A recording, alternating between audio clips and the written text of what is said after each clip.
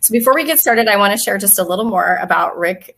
And Rick, I'm not sure how to say your last name. Guidotti. Rick Guidotti with Positive Exposure. Great. Rick is an award-winning photographer, and he has spent the past 25 years collaborating internationally with nonprofits, hospitals, medical schools, educational institutions, museums, galleries, advocacy groups, and communities. And his goal is to effect a sea change in societal attitudes towards individuals living with genetic, physical, behavioral, and intellectual differences. I like to call those exceptionalities. His work has been published in newspapers, magazines, and journals as well as such publications as Elle, GQ, People, the American Journal of Medical Genetics, The Lancet, Spirituality and Health, and the Washington Post, Atlantic Monthly, and Life magazine. That's quite a list of credentials and something to be very, very proud of. And Rick, I'm really excited to hear and learn more about your contributions to our community. And so with that, I'm going to go ahead and turn it over to you, since we got a little bit of a late start with the technology, but we're ready, and it's all yours. It's all your floor. Thanks so much. It's great to see everybody. I wish you were all in person. I'm giving you all great big virtual hugs. So I think there are probably going to be lots of families joining us that aren't familiar with positive exposure. So I'll give you a little bit of history before I bring you some and give you some updates as well. So I'm Rick Guidotti. I'm the founder and director of Positive Exposure. I started my career as a fashion photographer based in New York City, also living in Milan and Paris. Worked with a lot of incredible magazines, a lot of amazing clients, and some incredible models. Of course, here's Claudia from a Harper's shoot, Elle magazine. I worked a lot for Yves Saint Laurent in Paris. This is a portrait of Mr. Saint Laurent that's in every boutique worldwide, and this is an image from one of our global campaigns. French Elle magazine, New York Style magazine, Elle again. And of course, there's the amazing Cindy Crawford from a Revlon shoot. So it was really exciting working in the industry with some amazing models, great clients living in Europe and New York. But it was really frustrating as well, because I was always told who was beautiful. I was always told who the model of the moment was, who I had to photograph that season.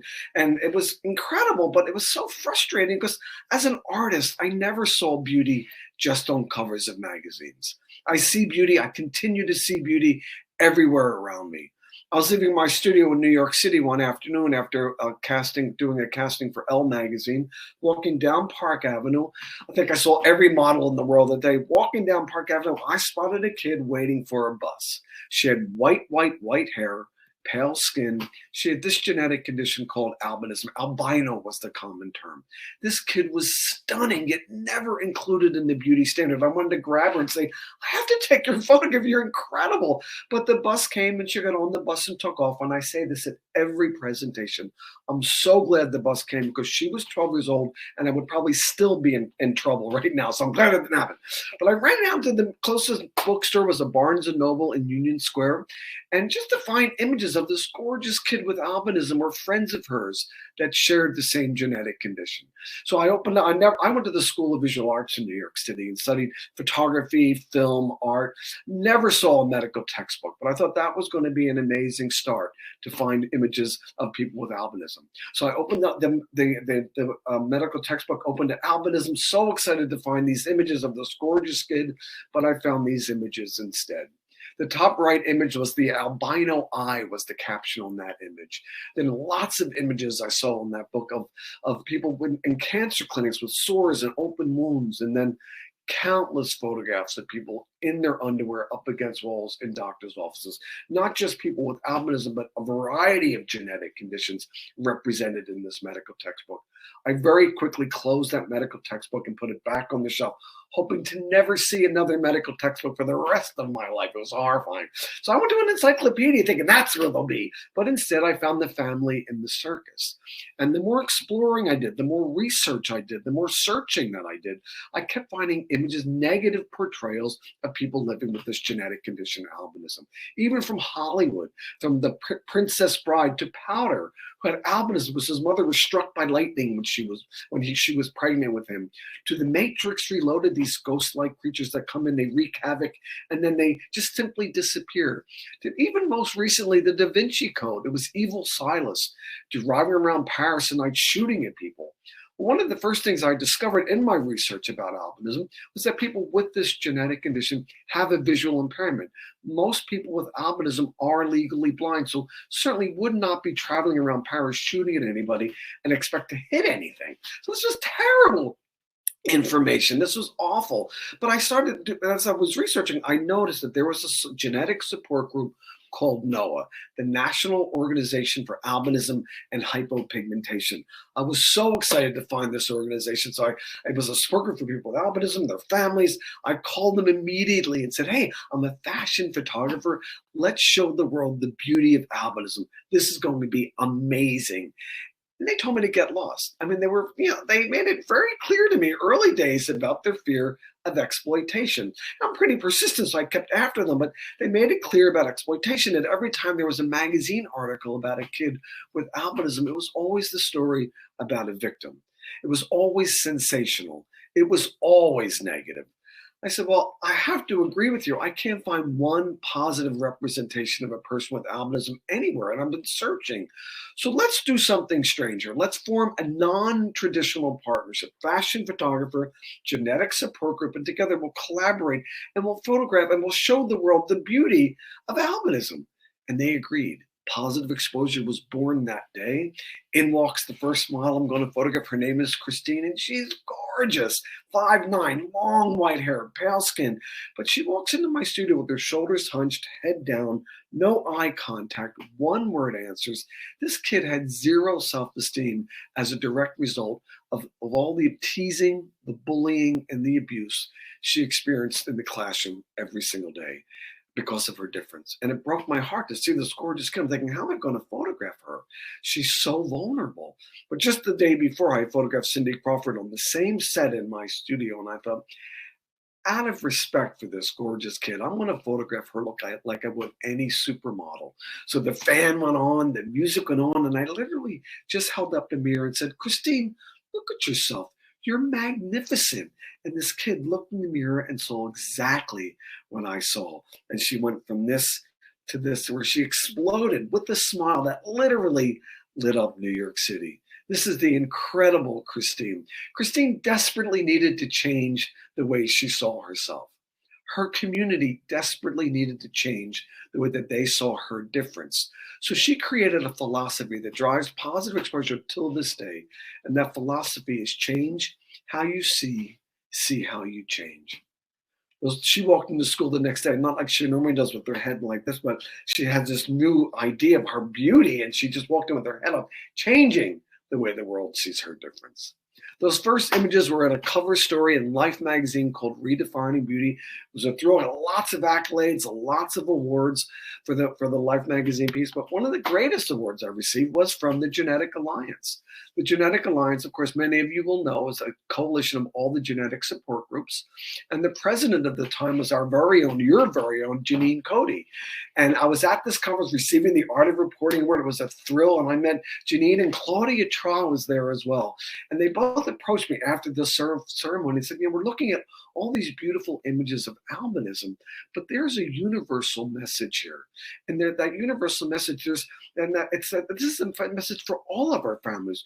Would you ever come to another one of the genetic support group conferences that the Genetic Alliance represents, but more specifically, the Chromosome 18 Registry and Research Society, where, of course, Claudia is a member of, and Janine was the founder and director of. So I was like, well, what a great idea. I would love that. That'd be fantastic. But I said, what's Chromosome 18? And she's like, well, when you have an anomaly on your 18th chromosome. So I thought, okay, but as a fashion photographer, I never heard those two words used in the same sentence. So I had to go back to those medical textbooks. And in those medical textbooks, under chromosome anomaly, these were the images that I saw. And I thought, oh, this is terrifying. Albinism was so easy. This is scary. These are images of kids with trachs and a lot of stillborns and cleft palates and feeding tubes and mobility issues. And I thought, this is really scary for me. But I went. It was in San Antonio. Thank you for inviting me. And you really changed my life, ladies. But as I walked into this conference, there was a clown on stage making balloon animals. And I had these very images burned in my head. And as I walked in, I thought, this is going to be so rough. But I was instantly surrounded by kids screaming with laughter. They were kids with clefts, palates, and trachs, and feeding tubes and mobilities, but they were kids, and they were family, and there was humanity, and there was love, and there was community in that room, and that was just mind blowing. Where was all the love and the connection and the networking and the community and the humanity in those images? I've been going back to the Chromosome 18 Registry and Research Society conference every year because it's that love, and it really. Janine and Claudia, if you're listening, you've changed my life. At that moment, when I walked into that conference, I realized that there really was a universal message here. And it wasn't just about albinism stopping with the accolades of a Life magazine cover story. That was great. But I knew that there was so much more to do. And I knew we would be able to do so much more together.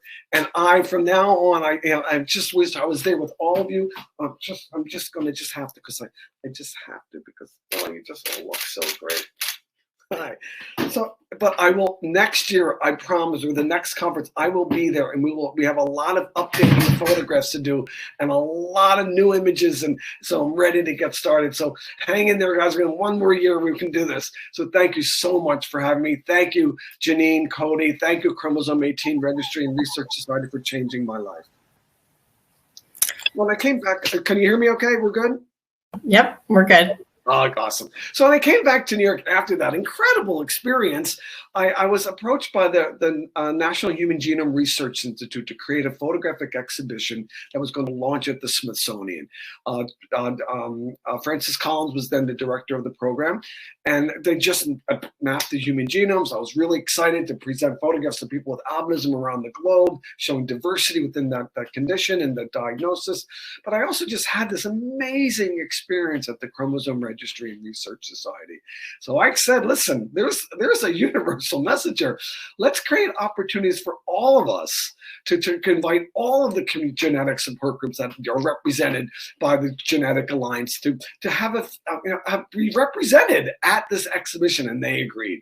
The first group that set up was the National Marfan Foundation. Now, Marfan syndrome is a connective tissue disorder. You grow very, very tall. You're at risk of an aortic dissection. You have scoliosis.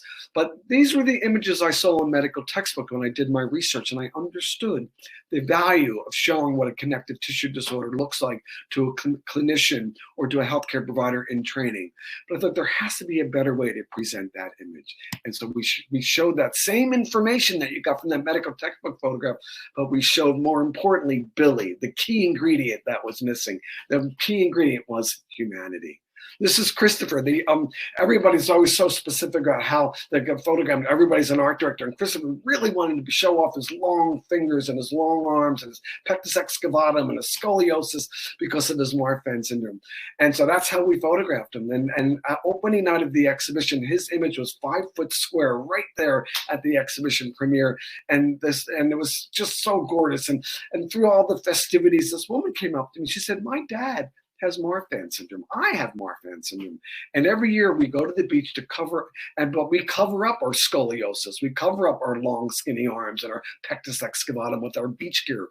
But after meeting Christopher, I am so buying a bikini." Again, change how you see how you change. My great friend Caleb with achondroplasia is a little person. Dr. Nadia has a rare form of skeletal dysplasia or dwarfism called acromesomelic dysplasia. I met her as a second-year med student in Doha, where she told me the only thing she needs to be a successful physician is the step ladder. She got that step ladder, and she's now Dr. Nadia.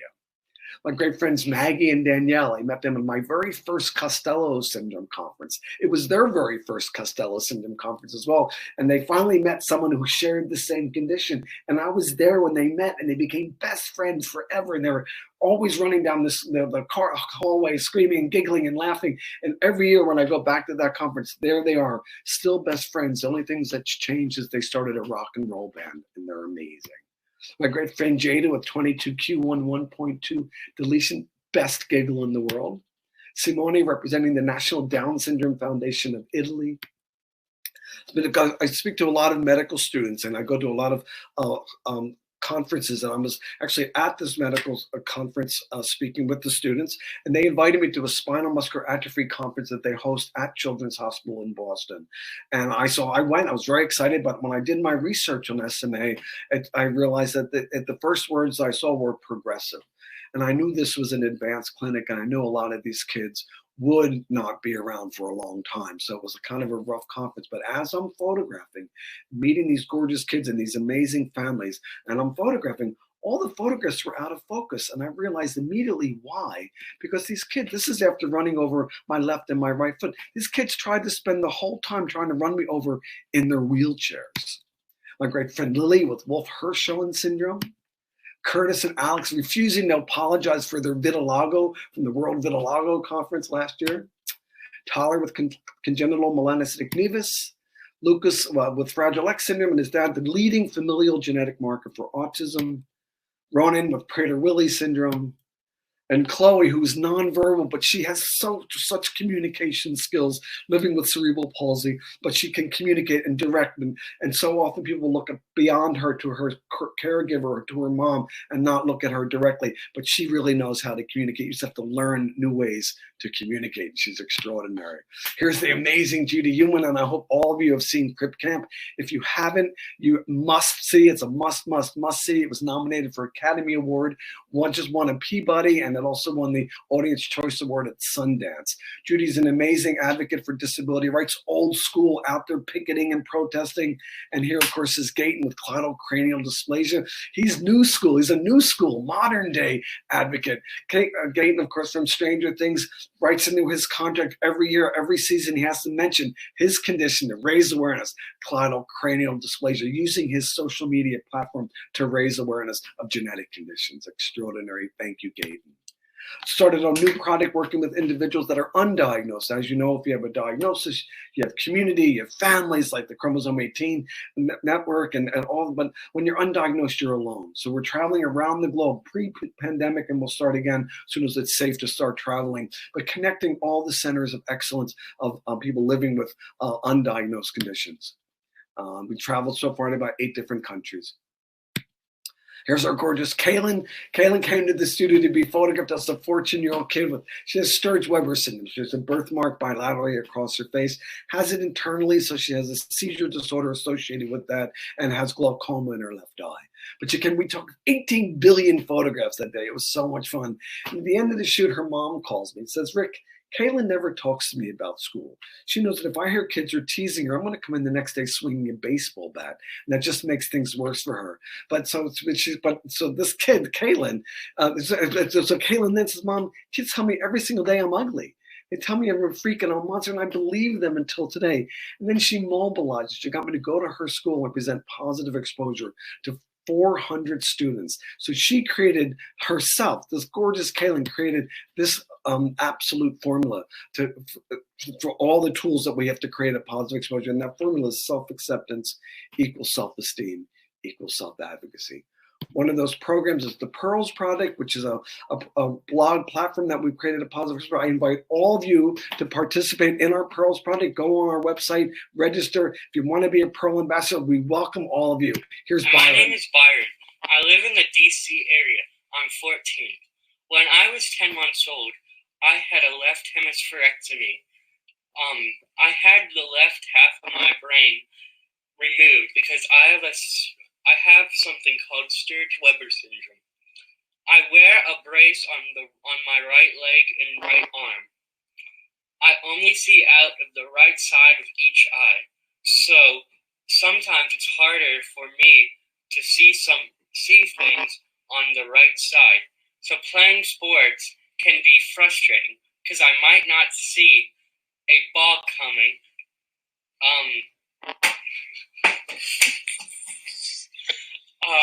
I didn't see that coming. Creating opportunities. This is a blog platform. That's a very safe blog platform. We do all the posting. It looks very interactive, but we invite all of you to be Pearl ambassadors. We share this with grade schools from K through 12, and then teacher training programs, medical students, where people will read your blog and share your life and your perspective. So amazing. So please, I encourage all of you. Send me an email and I'll send you the intro packet. I go to a lot of medical schools. I go to medical schools not to teach medicine, but I go because I can actually pronounce arthrogryposis multiplex congenita. I help helping healthcare providers really understand that it's never what you're treating, but who you're treating.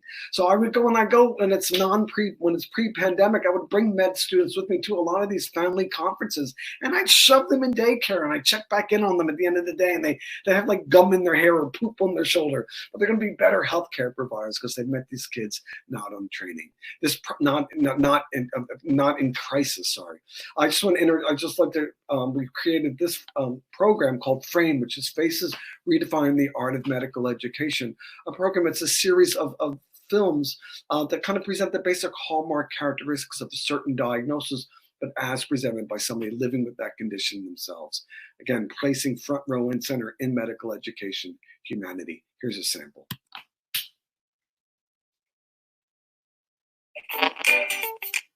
Today's my birthday. My name is Alex. And I'm Ezra. And this is Cassie and Penelope. Hello. Hello. And Cassie was born with a genetic syndrome called Marfan syndrome. We wanted to show you a feature Cassie was born with. As you can see, Cassie's chest sinks inward toward the middle. This is called pectus excavatum. But Penelope, what is it that you and Cassie call it? Target. Why do we call it a target, Cass? Because Penelope likes to shoot water. Yeah, she used to laugh all the time when I put water in it. Why would you put water in there? Because that's what made her laugh. Can you take a picture of it? I am. I'm doing it right now. I'm making a movie. Chromosomes are the instructions that tell our bodies how to grow and develop. Most people have 2 copies of each chromosome for a total of 46 chromosomes. Some people have 47 chromosomes. Most people who have Down syndrome have 3 copies of chromosome 21, also known as trisomy 21. This is caused by a sporadic event known as non-disjunction, which usually occurs prior to conception. Hi, I'm Mitch. I'm 15 years old. It's been a great road for me. It's basically like an extra chromosome, and that chromosome blends in the awesomeness and blends in all of the loyalty, and I could go on and on about it, but. And Max can go on and on about it, and he does every chance he gets. He's an incredible advocate for the Down syndrome community. During the pandemic, we collaborated with many medical schools, and we created programming. Had the great experience and the great honor to work with med students from Philadelphia College of Osteopathic Medicine and the Chromosome 18 Registry and Research Society, families living with a tetrasomy 18. So I'd like to present, we created a virtual Frame program, and it's on our website, and you have a link to it as well. But I'd like to show you just a quick little snippet of that very successful, very exciting new programming.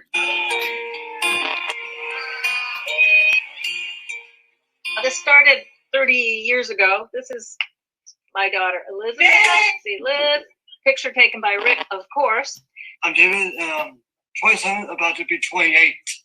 It's April. John, though, understands way more than he can express. If you ask him if he's feeling good when you're a doctor, he'll tell you he feels fine because he'll socially say, I feel fine. Even though we know he's just been crying and he's got a high pain tolerance, so the crying tells us we're in condition red. Tell everybody how old you are. I am 17. In what grade? 12th grade. Yep, so you're a senior, right? Senior. Yep. One of our greatest doctors we had early on was our genetic doctor that we met with when Hardy was about 5 or 6 weeks old. It was our first appointment with him to really kind of go over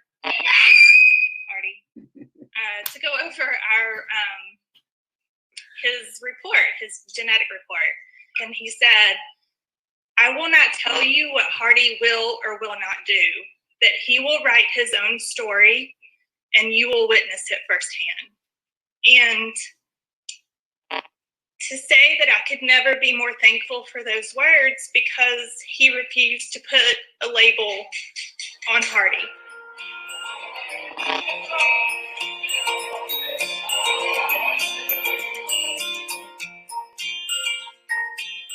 It was such a great success, and we're doing it again this year with students at PCOM, and we're adding other medical schools as well. Families felt were empowered, but the students were just so honored because they were invited into people's homes. They got to see them meet their pets and their siblings, and it was just extraordinary. I'm going to do many, many more of these. Our exhibitions are all very high profile and all very, very public. This is an exhibition that we did with a syndrome called Hunter syndrome. It launched in Grand Central Station, went around and then traveled around Europe, in a mall in Colorado Springs, UNESCO in Paris. This is in Indonesia, a program in Bangkok. In Israel, this is our first billboard on the road from Jerusalem to Israel to Tel Aviv. We've launched Positive Exposure Europe. This is all and only digital exhibition, creating lots of opportunities. So here we are, and during the pandemic, we had to kind of slow down our doors, but we have an outdoor area. So we put in, wait, most importantly, this is an exhibition that we created with the Chromosome 18 Registry and Research Study in Australia. This is an exhibition that we photographed so many great friends in Australia, and the exhibition opened and launched at the Sunshine Coast and then moved down to Melbourne, and we're working with other photographers to kind of keep building this exhibition. It was an extraordinary exhibition in a huge mall on the Sunshine Coast. That banner that you see where it says Redefining Beauty is hanging. It's about 50 feet long, hanging directly in the center. Although it was incredible about raising awareness and celebrating all of our differences. During the pandemic, of course, we created lots of programming. This is Positive Exposure Connects. We're going to still stay on this hybrid platform because it's so important that we have opportunities to stay connected with our communities globally. And we open Positive Exposure 109. We want all of you to come visit us. You're welcome to come anytime. Our doors are open. But during the pandemic, we couldn't be inside, so we created this mural in our courtyard. It's a 4-story mural. Here it is. This is of the word love in over 100 languages. This is our 4-story mural, and we're almost finished, I promise. You have to come and see this. You must come and be photographed in front of this mural. The gallery is a multimedia gallery, performance space. We have all kinds of presentations and performances and exhibitions and art and art residency programs and filming and virtual reality. And so come and experience Positive Exposure on your own. We're on the Museum Mile in East Harlem, right next to the northern part of Central Park. This is the mural. You must come and be photographed. I invite all of you. And again, before I send it, I just want to say that this is the word love in over 100 languages. And I'm sending this word and this love out to all of you, each and every one of you. I love you all. I miss you in over 100 languages. And just before I go, I must take another photo. Oh, I can't wait. Soon. I love you. Thank you so much. Thank you. And remember, change how you see how you change. Wow. Oh, Rick, you've got me in the heart. Aww. That really did. It brought tears to my eyes. Oh, sorry. See, I'm watching the chat over here, and I can see so many of our families have had a positive effect from you and the work that you do, and it's just reverberating through my soul right now. And I'm so sorry I'm crying, but what a way to start off our conference. We just have a couple of minutes before we move on to the next session. So while I gather myself here, I did have a few questions I wanted to just just kind of reflect back on, or just maybe expand on just a few notes for a few folks that were taking notes like me, but had to grab a Kleenex instead. Sorry. So Wall of Love, that's what you just ended with, that 4-story mural. That's in East Harlem. How do people find out information? If, like, let's say I wanted to get on a plane and come to New York and have my daughter photographed, what's the best way to find information about that? Well, our stores are open, but we're open by appointment only. So just reach out to Positive Exposure. Liz Grossman, who's part of the Chromosome family as well. Just reach out to us, and we'll make sure that we're there. We're there with cameras. We're there to all kinds of opportunities. Performance. There's a lot of things. We're having kind of an easy summer this summer because We're just getting back, but we have a very robust fall schedule plan. We're installing the Disability Human Rights and Disability Rights Movement in New York City. That's exhibitions going in currently. We have a lot of great things planned for the fall. So come anytime. You're always welcome. We're there pretty much 7 days a week. We're always terrific. There. Terrific. And the Positive Exposure Connects, you mentioned that was kind of born out of the pandemic, right? So bringing multimedia and digital connection, bringing people together through your work.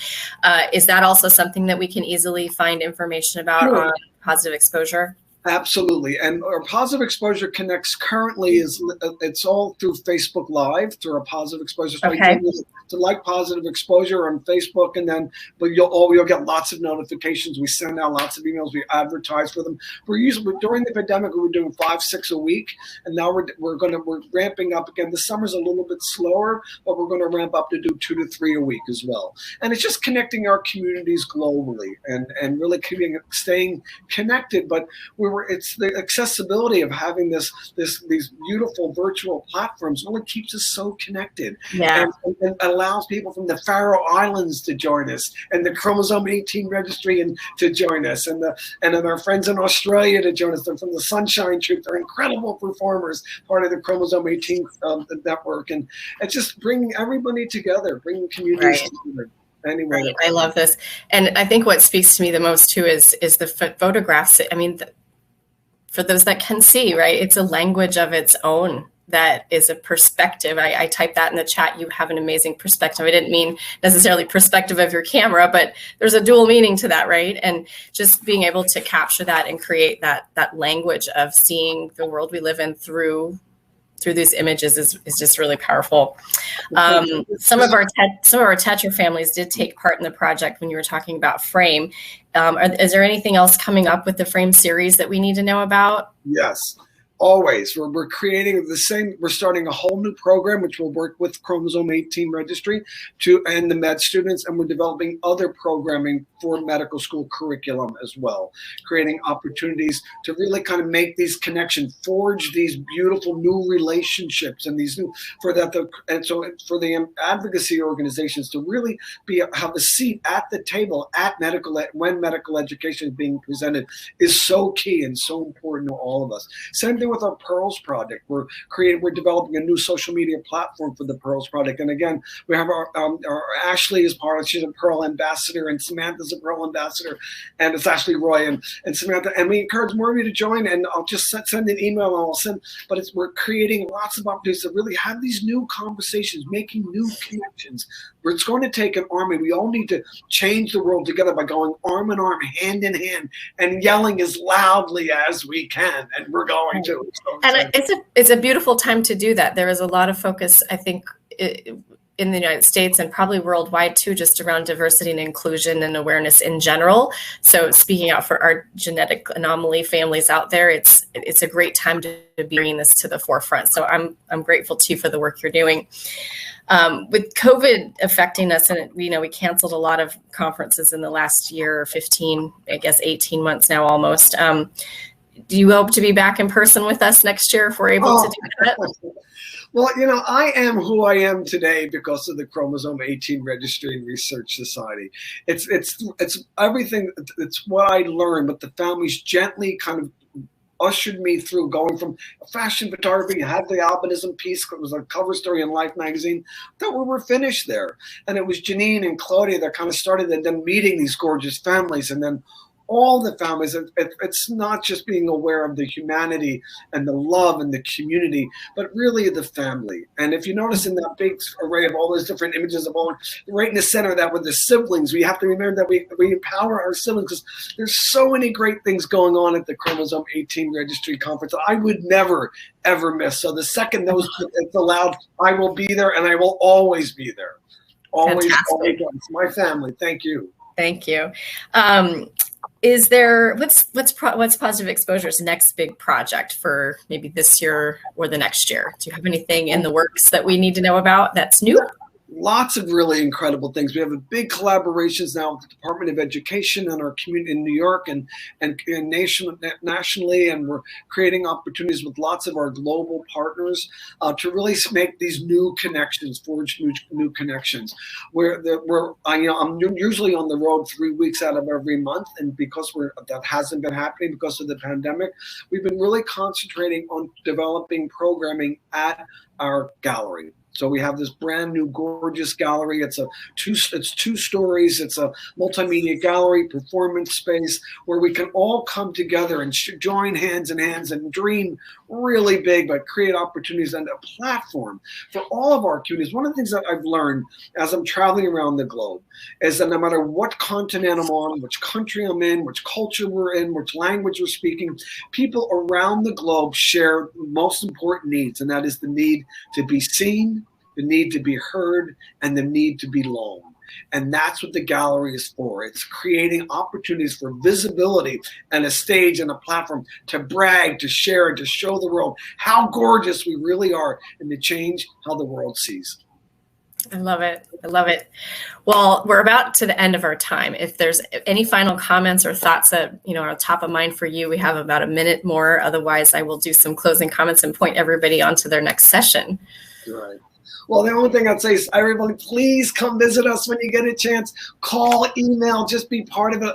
If you even on virtually, I'll happily take you on a tour this summer virtually if you like. We have all kinds of great things going on at the gallery. I miss you all. I'll see you next year. Remember, we have a lot of photographs because it's been a couple of years, so we have a lot of updating to do because all of these gorgeous kids, we have so many photographs to create, and we'll do that together. So thank you so much. Love you. Miss you all. Yeah, thank you again. And I love looking at life through your lens. This has been a very powerful session for me, and I look forward to meeting you in person. Yeah. All right, folks. So that is it for our kickoff and our keynote from one of the most inspiring sessions I've attended, and I've been to a lot of conferences, so brought me to tears. We're going to take a meal break for about the next, it looks like about 30 minutes or so. And then we have 3 sessions coming up, track 1, 2, and 3. You'll find your way to the sessions on the left-hand side of your browser, or if you're on the mobile app, you'll look for the sessions icon. I believe it's along the bottom. And in those sessions there, you will be able to get to a talk that we're going to have on ABA therapy. We'll have a recorded session on movement disorders, and also a session on health literacy. So if you guys want to find your program, pick your session, and in about 30 minutes, rejoin us for the next topic of choice. And with that, I'm going to go ahead and close out this. And thank you again so much, Rick, for your contributions this morning. Bye. Thank you. Bye, everybody. I missed you.